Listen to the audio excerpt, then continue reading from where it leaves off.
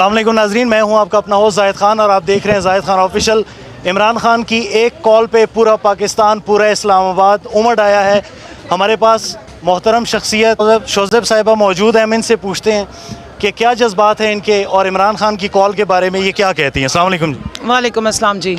कैसे देखती हैं आज की कॉल को, शहबाज गिल तशद्दुद केस, ये पूरे एपिसोड को? देखिए, ये तशद्दुद जो है ये एक सिंबॉलिक है, पूरे माशरे को इस वक्त डिपिक्ट कर रहा है। रियासत की मशीनरी अगर आवाम के ख़िलाफ़, शहरियों के ख़िलाफ़ इस्तेमाल होगी और उनके जो बुनियादी फंडामेंटल राइट्स हैं, जो ह्यूमन राइट्स हैं, वो वायलेट होंगे तो जुल्म के ख़िलाफ़ ही तो आपका खड़ा होने का मेन जो है वो बनता है। आप देखें 10वीं मुहर्रम जो एक सिंबल है पूरी दुनिया में हक़ और इंसाफ पे खड़े होने का, और इतनी बड़ी कुर्बानी, इतना अजीम दिन है, इतनी मुक़द्दस वो दिन है कि उस दिन ये 4 महीने तो कुरान में ज़िक्र है कि अगर जंगें हो रही हों तो आप वो भी ख़त्म कर दें। हम यजीदियत को बैठे हुए कंडेम कर रहे थे और उस दिन आपने देखा है कि किस तरह शहबाज गिल साहब को अगवा किया गया, फिर उसके बाद 5 घंटे बाद उन पर केस किया गया। हमने सारे थाने तलाश किए, हमें शहबाज गिल इस्लामाबाद के किसी थाने में नहीं मिले। कोसार थाने में उन पर केस का बनाया गया, हमने कोसार थाने में जाके चेक किया, वो वहाँ मौजूद नहीं थे। 2 दिन तक उनका कोई पता नहीं चल रहा था। उसके बाद जब उनको अदालत में पेश किया गया तो हमें इस्लामाबाद हाई कोर्ट बताई गई थी, लेके उन्हें अफेड कचहरियों में आ गए और वहाँ से उनका रिमांड लेके वो गायब हो गए। फिर अगले 2 दिन तो हम देखा ही, हम सारे वहाँ पे वर्कर्स भी मौजूद रहे, लेकिन इस दौरान भी हमने पूरी कोशिश की, अली अवान साहब भी हैं, इस्लामाबाद के प्रेसिडेंट भी हैं, कि हम ढूँढें कि शहबाज गिल साहब ने इतना कौन सा बड़ा गुनाह कर दिया है, क्या दहशत गर्दी कर दी है इस मुल्क से, क्या गद्दारी कर दी है कि उनको छुपा लिया गया है और उनको कई नामालूम अफराद ने नामालूम जगह पे पहुंचा दिया। अब जो तशद्दुद के वाक़यात सामने आए हैं, ये उन्होंने बख्शी खाना में, मैं मौजूद थी, उनके पास मेरी मुलाकात हुई थी। उस वक्त भी उन्होंने बताया था कि मुझे 5-5 घंटे मुस्तकिल मारते हैं, उसके बाद मुझे पानी नहीं पीने को मिलता, आंखों पे पट्टी बांध देते हैं और मुझसे कहा जाता है कि इमरान खान के बारे में आप बयानात दो उसके ख़िलाफ़।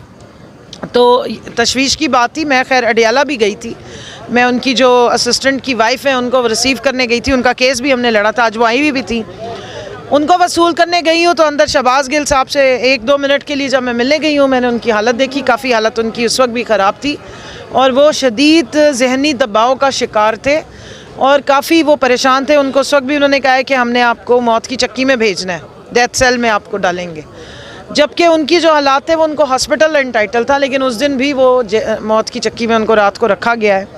अब जो भी हो रहा है आपके सामने है, तशद्दुद की तस्वीरें भी आ गई हैं। ये भी पता लग रहा है कि ना सिर्फ ये कि ज़हनी जिस्मानी उन पर जिनसी भी तशद्दुद किया गया है।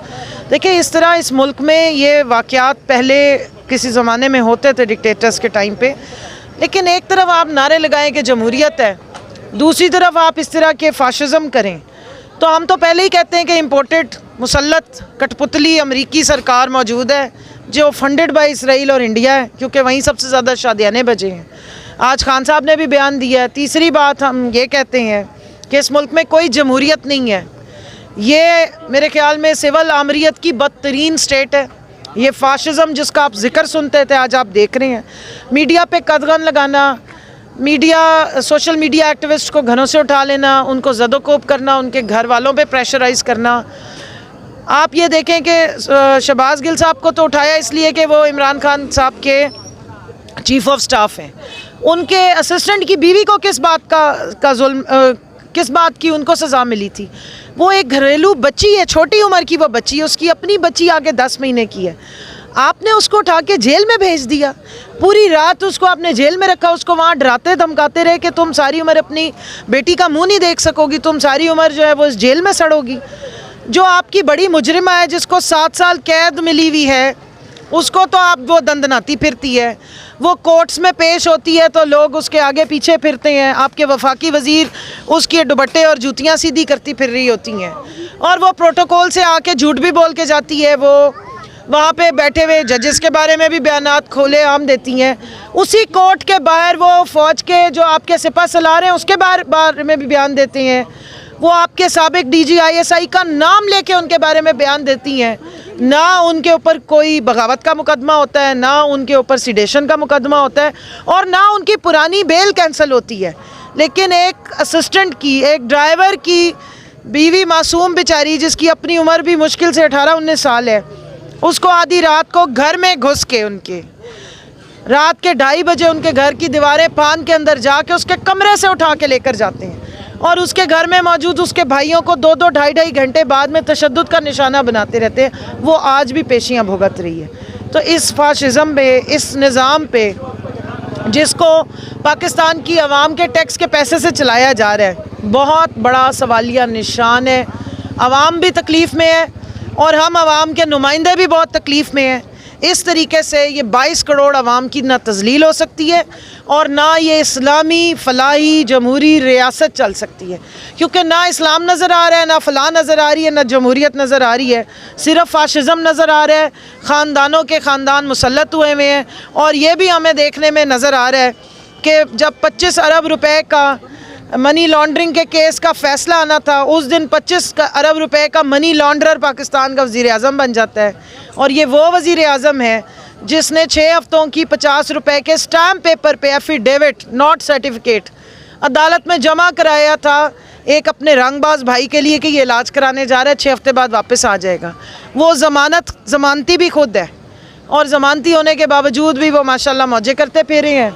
उनके भाई साहब जो ड्रामेबाज रंगबाज हैं वो बाहर मौजे करके पाकिस्तान के ख़िलाफ़ साजिशें कर रही हैं और पाकिस्तान की मज़लूम आवाम जो मिडिल क्लास आवाम के हक़ के लिए आवाज़ उठा रही है वो ज़लीलो ख्वार हो रहे हैं। वो जब हॉस्पिटल में शहबाज गिल को मिलने जाते हैं तो इस तरह उनसे सलूक किया जाता है जैसे कोई कश्मीरी हुर्रियत मुजाहिदीन आगे और आगे इंडियन फ़ौज खड़ी है।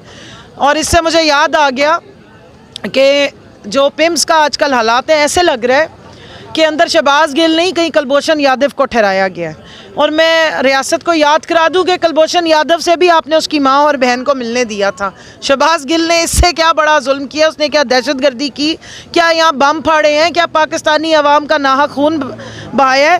पॉलिटिकल एफिलिएशन की इतनी खौफनाक सज़ाएँ दुनिया में कहीं नज़र नहीं आती। खान साहब ने ऐलान किया अभी जलसों का, कल रावलपिंडी में जलसा है, इस जलसों के शेड्यूल को और इन जलसों के ऐलान को कैसे देखती हैं?